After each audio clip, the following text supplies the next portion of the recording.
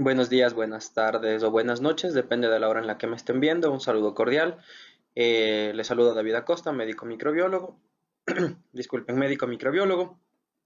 Eh, Agradezco realmente la invitación para formar parte de este simposio de COVID SARS-CoV-2 y vamos a hablar en esta oportunidad del diagnóstico de SARS-CoV-2, ¿no? Una aclaración súper rápida. COVID se refiere a la enfermedad, ¿no es cierto? Coronavirus disease, la de viene de enfermedad en inglés. Mientras tanto, SARS-CoV-2 es el nombre específico del virus, ¿no? Entonces, si nos queremos referir al microorganismo, al virus, deberíamos hablar como SARS-CoV-2, ya vamos a hablar el por qué. Y si es que queremos hablar de la enfermedad, deberíamos hablar de COVID-19, ¿correcto? Entonces, ¿qué vamos a tratar hoy? Vamos a hablar sobre una ligera reseña histórica, vamos a conocer el enemigo, ¿no? Porque inclusive la OMS ya lo dijo, algunos gobiernos lo están tomando así, como una verdadera guerra entre nosotros, el personal de salud, los de la bata blanca, versus este virus, ¿no? Que nos está complicando la situación mundial. También vamos a hablar sobre la transmisión. Es interesante entender cómo el virus pasa de una persona a otra. La infectividad, al ser un virus, es intracelular obligatorio, quiere decir que necesita una célula. Y los criterios para definir la infección. Posteriormente, vamos a hablar de cómo se presenta un paciente con este SARS-CoV-2 y además vamos a hablar sobre la clínica que tenemos y específicamente tratar o no. Entonces, ¿cuál es la realidad actual? No sé en qué momento verán este video, pero para el 20 de marzo de 2020, aproximadamente hay más de 250.000 casos a nivel del mundo y como podemos ver en el mapa obtenido de la Universidad Johns Hopkins, aquí podemos tener el link, pues ustedes pueden ver, ¿no? Que básicamente la enfermedad está en todo. La reseña histórica, como ya había hablado previamente en un video anterior que hice más bien para la comunidad, estos coronavirus ya acompañan a los humanos desde tiempos inmemoriales. De hecho, producen enfermedad respiratoria leve. Estos coronavirus de baja patogenicidad son cuatro específicamente: el OC43, el HK1, el NL63, el 229E. Pero además de eso han habido brotes de enfermedad bastante complicada respiratoria, con lo que es el SARS en 2002-2003 también en la parte asiática, el MERS, que es un coronavirus de Oriente, que comenzó aproximadamente en el 2012 en Arabia Saudita y actualmente, ¿no? A partir de finales de noviembre, comienzos de diciembre, esta nueva pandemia ya es llamada por la OMS como pandemia de COVID-19. Entonces, ahora vamos a conocer a nuestro enemigo. Nuestro enemigo es esta foto fantástica. Esta es una foto real del coronavirus, del SARS-CoV-2, ¿sí? Y microbiológicamente, ¿qué es? Es un riboviria, ¿no es cierto? La familia Coronaviridae, el género beta coronavirus, estos beta coronavirus, todos estos SARS, MERS y este SARS-CoV-2 son todos beta coronavirus.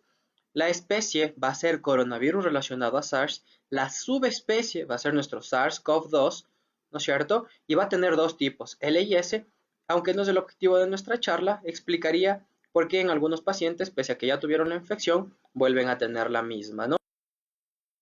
Entonces, conociendo al enemigo, hablamos de un virus de RNA con envoltura. Esta envoltura proviene de la membrana del hospedero, de la célula infectada, y que tiene cuatro proteínas importantes, ¿no? La proteína S, E, M y N. La S, que viene de spike, porque tiene estas como espículas, ¿no? Estas espículas que se ven en rojo en la imagen, van a tener un factor muy importante con respecto a la enfermedad, que ya lo vamos a abordar posteriormente.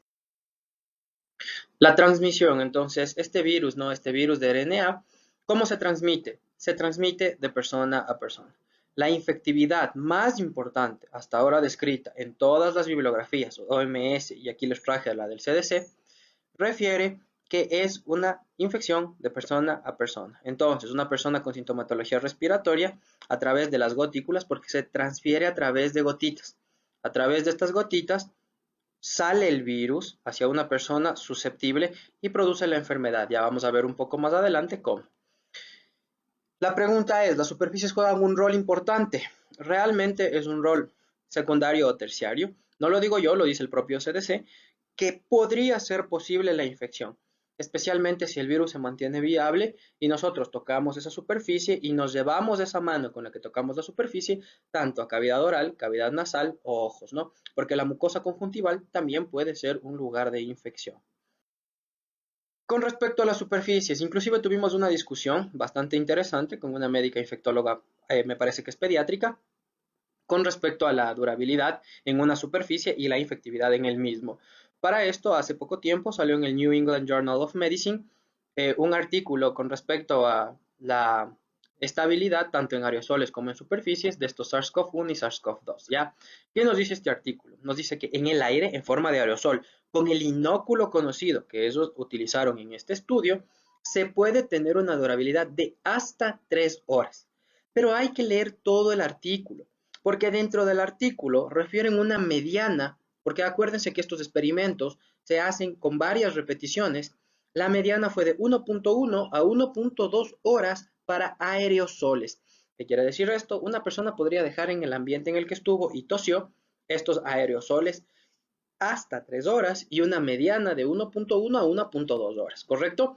En superficies, aparentemente se mantiene viable, según este estudio, hasta 72 horas. ¿Especialmente en qué superficies? Especialmente en acero inoxidable y además en plástico. Otro dato interesante es que aparentemente, según este estudio, con un inóculo conocido en condiciones controladas, mantuvo una viabilidad de 24 horas el SARS-CoV-2 en cartón.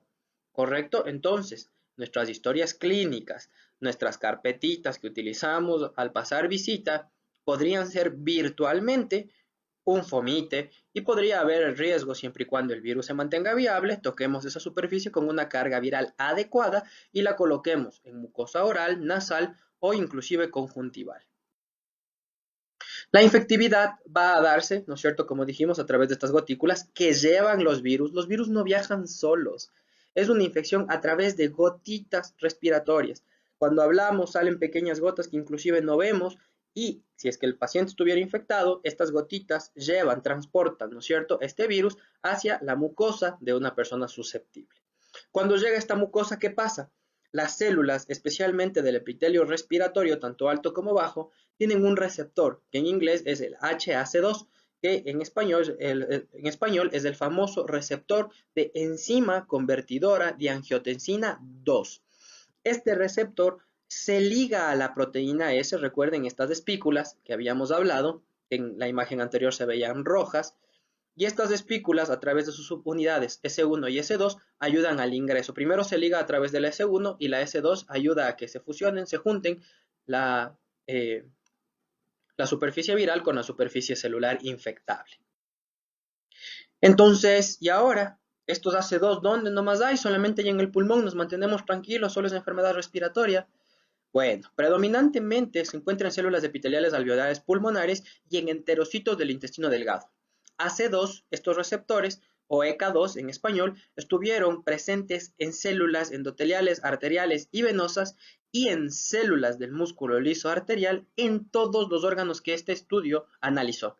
¿Qué fue? Mucosa oral y nasal, nasofaringe, pulmón, estómago, intestino delgado, colon, que explicaría los síntomas gastrointestinales de la enfermedad, que ya hablaremos posteriormente de eso, piel, ganglios linfáticos, timo, médula ósea, vaso, hígado, riñón y cerebro, que también estaría relacionado con las complicaciones. Como ya sabemos, puede haber falla renal, daño hepático e inclusive encefalitis. Y esto explicaría el por qué puede llegar a tantos órganos y genera tanta problemática, especialmente en cierto grupo de pacientes. Entonces, los criterios para definir una infección. Vamos a tener el nexo epidemiológico. Por ahora, en la mayoría de países, tienes que tener contacto con una persona previamente diagnosticada o sospechosa de COVID-19 para tener un criterio importante en el análisis clínico. Luego vamos a ver ya cuáles son estos datos clínicos y radiológicos más los laboratoriales. Entonces, ¿qué es lo interesante de esto? Según los lineamientos de nuestro país, con respecto, en Ecuador, Quito, Ecuador, con respecto a COVID-19, ahora consideran ciertos países en donde hay una epidemia importante, por ejemplo, Italia, España, como factores de riesgo, estuviste en contacto o acabas de venir de esos países, eres un nexo epidemiológico importante, y además ahora ya colocaron la provincia de Guayas, especialmente Guayaquil, porque también los casos han aumentado de una forma importante en esta ciudad. Así que si provienes de esta ciudad en estos últimos 14 días o tuviste contacto con alguien ya diagnosticado de coronavirus de esta ciudad o sospecha de coronavirus de esta ciudad o inclusive con sintomatología respiratoria, pues entras en el grupo de riesgo siendo un nexo epidemiológico, ¿correcto? ¿Y cómo se presenta un paciente con SARS-CoV-2? Súper interesante, les traje dos estudios que no divergen demasiado, en donde el primero, ¿no es cierto?, va a ser de Hama, ¿no es cierto?, que dice, caracterización clínica de 138 pacientes hospitalizados en el 2009 por este COVID-2019 con neumonía en la ciudad de Wuhan, China. Y entonces aquí podemos ver que la mayoría de pacientes presentaron fiebre, 98.6%, fatiga, el 69.6%, tos seca, aclaremos, tos seca, ¿sí? Aproximadamente el 59.4%, eso quiere decir que redondeémoslo a 60, aproximadamente 6 de cada 10 pacientes, ¿correcto? Y otros síntomas con mucha menor representatividad, anorexia 39.9, mialgia 34.8, disnea, dificultad respiratoria 31.2, eso quiere decir que menos del un tercio, ¿no es cierto? Siendo generosos, el un tercio de pacientes viene con dificultad respiratoria, expectoración tan solo en el 26%, ¿qué quiere decir esto? Aproximadamente el 74% de pacientes, o sea, tres cuartos, van a presentar tos seca, ¿sí? Y síntomas gastrointestinales son muy bajos, en realidad, diarrea 10%, náusea también 10%, ¿sí? Y vómito en el 3.6%. Otros, como dolor de cabeza, tan solo en el 6.1%, así que tienen muy poca representatividad en este diagnóstico. Y tengo otro artículo del New England Journal of Medicine que nos va a decir lo mismo, ¿no? El curso clínico y los factores de riesgo para mortalidad en adultos hospitalizados con COVID-19 en Wuhan, ¿no? Este también fue un análisis retrospectivo, un estudio de corte, en donde vamos a tener que la fiebre se presentó en el 24% de los pacientes, muy semejante al anterior, 2 puntos de diferencia, la tos en el 79% de pacientes, 80% más o menos, ¿qué quiere decir eso? Aproximadamente en 4/5 de la población que tenía la enfermedad. Esputo, miren, bastante concordante, ¿no? 23% de los pacientes, seguimos con lo mismo, predomina la tos seca. Todo el mundo me ha preguntado esto, ¿sí? Mialgia, el 15% de los pacientes, fatiga, 23% de los pacientes, diarrea, 5%, no dista mucho, en el otro fue 10%, náusea y vómito, 4%. ¿Qué quiere decir esto? Aquí hay que interpretar bastante bien los estudios, hay que leerlos por completo y entender qué nos quieren transmitir. A veces leemos solo los abstracts y los abstracts intentan eso, ser un artículo de impacto para que me leas. Entonces, motivo por el cual ponen datos que, leyendo los resultados, pueden tener otra interpretación. ¿A qué me voy con esto? Que recientemente en un grupo de médicos colocaba una colega que el 40%, 46% tiene síntomas gastrointestinales. Y ya leyendo el estudio, claro, ese 40% se daba por anorexia, pero la anorexia tiene varias vías fisiopatológicas que no necesariamente se explican por coronavirus.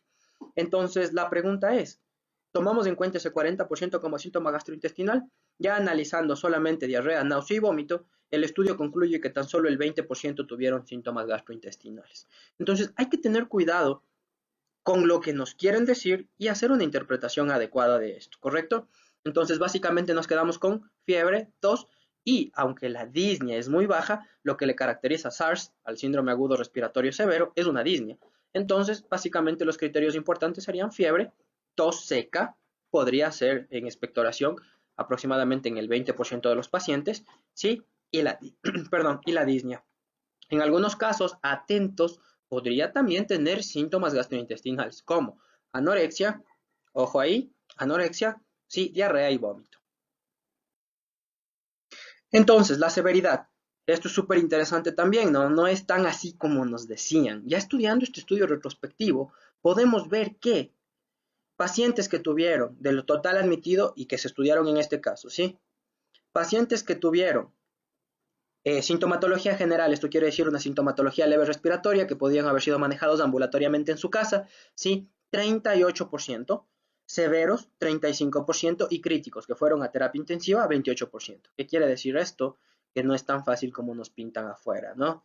Entonces hay una casuística importante de pacientes severos y críticos y que si hacemos al 100%, aproximadamente el 60% de la población hubiese necesitado hospitalización según este estudio, ¿no? De hecho más, ¿no? Porque 30 más 30, 60, esto sería 73% de la población de este estudio analizada, ¿sí? Entonces, de los que no sobrevivieron, miren este dato interesante. Clínica general, cero. Eso quiere decir que los que están generales no tienen mucho riesgo realmente, los que tienen sintomatología leve.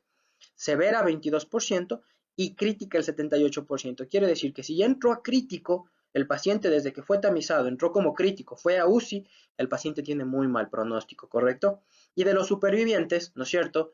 El 53%, la mitad, se presentaron con sintomatología general, el 39% se presentaron severos y tan solo el 8% se presentaron críticos. ¿Qué quiere decir esto? Volvemos.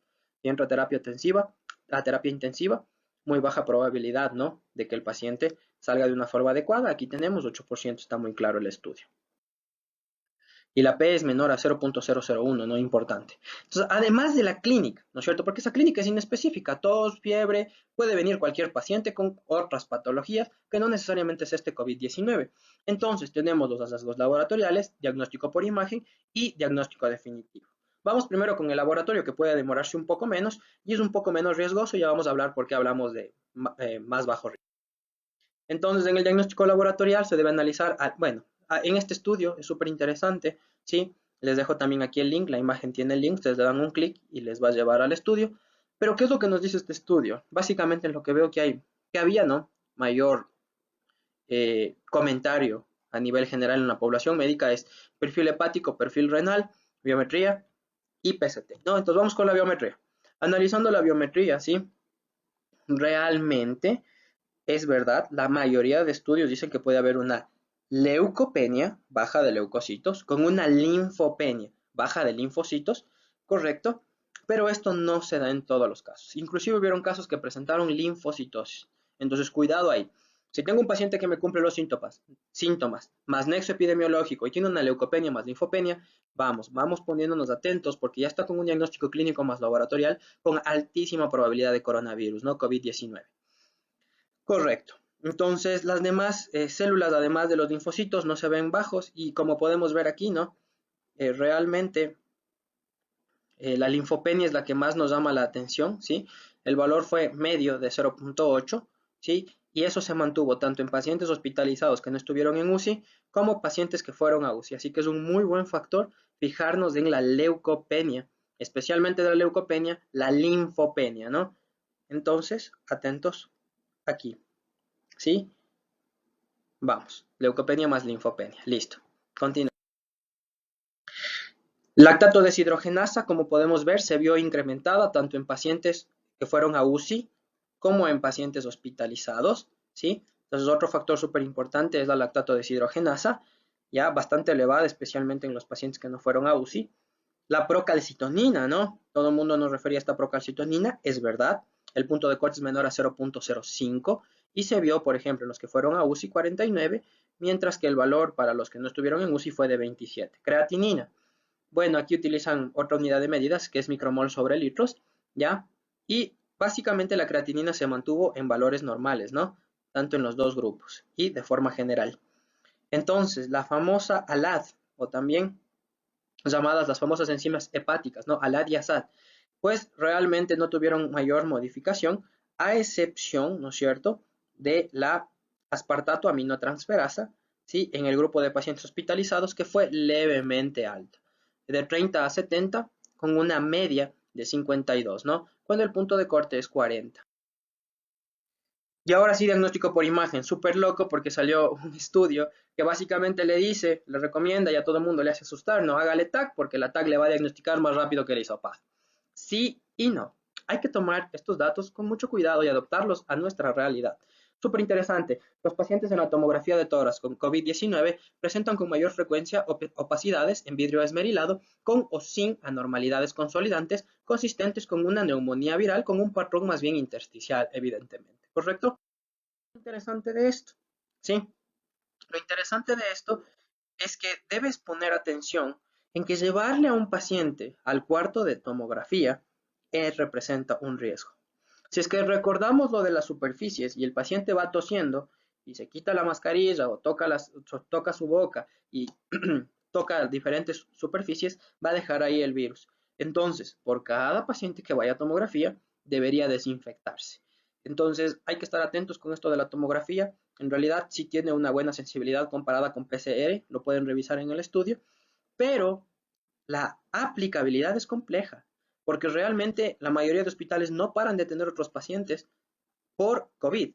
Esto quiere decir que debemos o restringir un periodo para el paciente con COVID o después de cada paciente con COVID una desinfección súper intensa, que eso también representa gastos y demora la atención. Entonces es una decisión complicada, ¿sí? Y básicamente el diagnóstico definitivo. ¿Quién es mi diagnóstico definitivo? El que me dice el paciente tuvo COVID.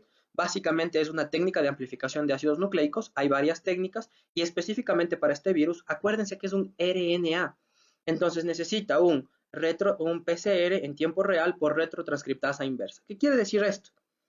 Al ser RNA, vamos a tener un primer paso que es pasar ese RNA a DNA y por eso se llama retrotranscriptasa inversa. Acuérdense del VIH. Una vez que tenemos ya la secuencia en DNA de este virus copiada a través del examen, ya podemos detectar los genes. Por eso se llama un RT-PCR, ¿no es cierto? Es un PCR en tiempo real para retrotranscriptasa, que se hace en marcos abiertos de lectura para varios genes de SARS-CoV-2. Aquí les traigo las recomendaciones de la OMS, ¿no? Y en donde aquí se ve cuáles son los genes objetivo para el diagnóstico en los diferentes países. Por ejemplo, en China, el CDC de China es el ORF-TAF y el N, ¿no es cierto?, de la nucleocápside. Por ejemplo, en Alemania utilizan el E, ¿no es cierto?, de la envoltura y la N. Por ejemplo, en Hong Kong, ¿no es cierto?, utilizan el ORF y el N. Ya Estados Unidos, ¿no es cierto?, utiliza 3 objetivos en el gen N y así sucesivamente cada uno tiene su. Entonces, básicamente, no sé, nosotros, nuestro continente se basa bastante en lo que hacen los estadounidenses, por eso traje lo del CDC y también lo de la OMS. ¿Y qué es lo que nos dice? Ellos nos recomiendan 2 tipos de primers, 2 tipos de estudios, el uno 2019 ENCOV por Biosearch y el otro, ¿no es cierto?, por Integrated DNA Technologies, IDT, que básicamente nos da 2 kits y ellos recomiendan estos 2 kits para el diagnóstico en los Estados Unidos. La pregunta es, entonces, sabemos que tenemos que hacer por una técnica de amplificación de ácidos nucleicos, pero ¿qué le hacemos al paciente? Le pasamos al paciente al PCR. Calma. ¿Qué tenemos que hacer? Tenemos que tomar una muestra respiratoria. Y entonces, si debemos tomar una muestra respiratoria, la siguiente pregunta es, ¿de dónde tomo la muestra? Evidentemente se puede tomar tanto de faringe, nasal, hisopado nasofaringio. Se han estudiado de heces, de sangre, de orina, de lavado broncoalveolar. Y la respuesta es obvia. La mejor sensibilidad para test positivos fue de lavado broncoalveolar. Transportémoslo a nuestra realidad. ¿Tenemos neumólogo en mi hospital? ¿Tengo un broncoscopio?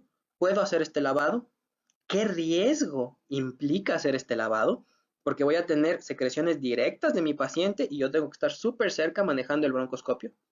Entonces, realmente me parece muy poco aplicable, aunque tiene una sensibilidad fantástica del 93%, que es lo que normalmente se hace, un hisopado nasofaringio, ¿ya? Y si es que vamos a hacer un hisopado nasofaringio, debe ser nasofaringio, no solo faringio, no solo nasal. Si hacemos un hisopado nasofaringio, ¿sí?, subimos la sensibilidad entre el 60 al 70%, aquí con hisopados nasales en este estudio refiere a 63%. ¿Qué quiere decir eso?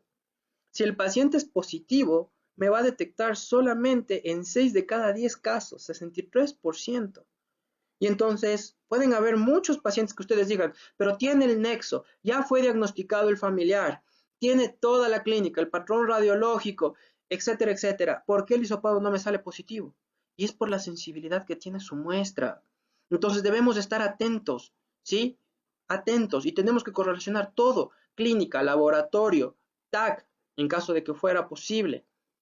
Y después de eso, el nexo. Si todo nos da, el paciente probablemente pueda ser diagnosticado por estos otros criterios, porque como podemos ver, este hisopado nasofaringio no tiene la sensibilidad tan esperada que deberíamos tener, ¿correcto? Y miren, si es que vamos a hacer un hisopado solo faringio, 32% de sensibilidad. O sea, se me están escapando un montón de pacientes con falsos negativos. El paciente tiene la enfermedad, pero el estudio me dice que aparentemente no lo tiene, ¿sí? Entonces, ¿cuál es la recomendación? La recomendación es hacer al menos un buen hisopado nasofaringio. ¿Qué quiere decir esto? Bueno, esto pueden ver en varios páginas del internet, ustedes ponen hisopado nasofaringeo, toma de muestras, ¿sí? Y el hisopo tiene que llegar hasta atrás, tiene que ingresar a través de la nariz y llegar hasta la parte posterior de la faringe. Por eso se llama hisopado nasofaringeo. Y esto, al retirar, enviarlo en un medio para cultivo viral. Entonces, básicamente con esto, haciendo un resumen para cerrar los puntos, vamos a tomar en cuenta que van a haber criterios epidemiológicos, el nexo, van a haber criterios clínicos. Ya vimos que lo que más se repite es fiebre, más tos sin expectoración, aunque en el 20% de los casos podría tener expectoración, y disnea, especialmente en pacientes moderados y graves. ¿Ya? ¿Cuál es la recomendación actual? Paciente moderado y grave podría ser hospitalizado si amerita cuidado, por ejemplo, requerimientos de oxígeno, y debe ser hecho obligatoriamente la prueba confirmatoria a través de amplificación de ácidos nucleicos, que ya dijimos que es este PCR en tiempo real de retrotranscriptasa para algunos genes específicos, ¿ya? Y si es que tenemos el hisopado positivo, tenemos un paciente diagnosticado. Espero haberles guiado en todo este caos informático que hay. Hay información adecuada, hay información no tan adecuada. ¿Cuál es mi recomendación? Pregunten a personas expertas. Yo sé que todos somos médicos y es verdad, claro, yo también soy médico, pero eso no quiere decir que yo tenga el conocimiento suficiente para otras áreas. ¿A qué me voy con esto? Hago un llamado de atención a todos nuestros colegas a que transmitan información oficial, verídica. Y si tienen personas que tengan alto conocimiento en enfermedades infecciosas, en microbiología, epidemiología, soliciten una ayuda, ¿sí? Una guía, una orientación para interpretar algunos datos, ¿sí? Obviamente, como todo en la vida, cada uno se enfoca más en su área y por eso la perfecciona, ¿no? Entonces tengamos cuidado con lo que transmitimos, podemos transmitir cosas de forma errada. Estudios retrospectivos nos muestran que no es como dicen, no 80, 15, 5, no se preocupen, el 80% va a ser con sintomatología leve o asintomático. Este estudio del New England con un estudio retrospectivo nos muestra algo diferente. Y entonces, ¿qué hemos visto? Yo he visto varios pacientes ya aquí en Ecuador, jóvenes, hospitalizados, con unas TACs o unas rayos X tomadas absolutamente todo el pulmón o la mayoría del pulmón. Entonces, seamos cuidadosos. Yo sé que no es el momento para alarmar a nadie, pero es el momento para poner un basta. Tenemos que actuar, somos un equipo, tenemos que generar una respuesta coordinada, basada en la evidencia científica y en la experiencia de personas que se dedican a enfermedades infecciosas. ¿Y qué tenemos que hacer para esto? En caso de que no manejemos, no dominemos este tema, solicitar una ayuda, ¿sí? Tengan cuidado porque el Ministerio de Salud Pública, a través de la ministra, ya mencionó que podría, al menos en Guayaquil, haber contaminación comunitaria. ¿Esto qué quiere decir? Que me puede llegar un paciente con un diagnóstico, por ejemplo, pongamos de apendicitis, soy el cirujano, y ya estar incubando o inclusive transmitiendo el coronavirus sin síntomas respiratorios. Yo voy, le atiendo sin las medidas necesarias y pues evidentemente podría contagiarme. ¿A qué me voy con esto? Si ya se llega a determinar que en todo el país en algún momento hubiera contagio comunitario, hay que tener muchísimo cuidado, saber cómo utilizar los materiales de protección, los equipos de protección, los famosos EPPs, ¿sí? Y no solo saber cómo colocárselos. Más importante que colocárselos bien es retirárselos, porque la mayoría de veces hay inoculaciones, especialmente en mucosa nasal o mucosa conjuntival, porque se retiran mal los equipos. Entonces, ha sido un gusto poder ayudarles. Si es que tuvieran alguna duda, si, algún inconveniente, cuestión, queja, inclusive si quisieran discutir la información, ese es el objetivo, ¿no? Toda la ciencia hasta ahora se ha construido a través de discusiones científicas y académicas. Y entonces yo estoy dispuesto a hacer estas discusiones, siempre con una interpretación adecuada tanto de los datos como de la estadística, adaptar a nuestro contexto local, porque lamentablemente no somos China. No podemos generar un hospital para X personas en 10 días, como lo hizo el gobierno chino. Y entonces debemos ser cuidadosos porque si es que esta epidemia se nos va de las manos, pues hay panoramas muy complicados, como por ejemplo China, Italia. La situación para mí parecer es seria. Desde alguna forma, algunos médicos lo tomaron de una forma muy superficial y hoy que ya nos llegó acá la realidad, pues pinta un panorama serio, especialmente si es que ustedes me están viendo de la comunidad, no nos ayudan. No se olviden, quédense en casa.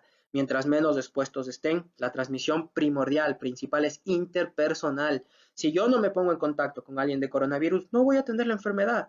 Y acuérdense que tenemos un sistema limitado, como todos los países. Si es que si llega a haber un número de casos demasiado elevados, simplemente no va a haber las camas suficientes para todos los infectados. Y esto es una realidad, ya le pasó a Italia. Si le pasó a Italia, a nosotros también nos puede pasar. Esperemos que no sea así. De verdad, todos juntemos la mano, personal de salud como personal de la comunidad, para poder salir de esta grave crisis sanitaria. Les agradezco mis contactos. Si tienen alguna duda en especial, pueden escribirme a mi mail. Tengo una página que estoy siguiendo bastante de cerca con datos oficiales, internacionales y basados en la evidencia a la enfermedad, al COVID-19, y es David Acosta Microbiología. Le pueden dar en el, en la imagen de Facebook, y también me pueden hacer preguntas o comentar cualquier novedad que ustedes deseen a través de Twitter. Ha sido un placer poder haber colaborado con ustedes y nos vemos en una próxima ocasión. Muchísimas gracias a Proyecto Sepsis por la invitación.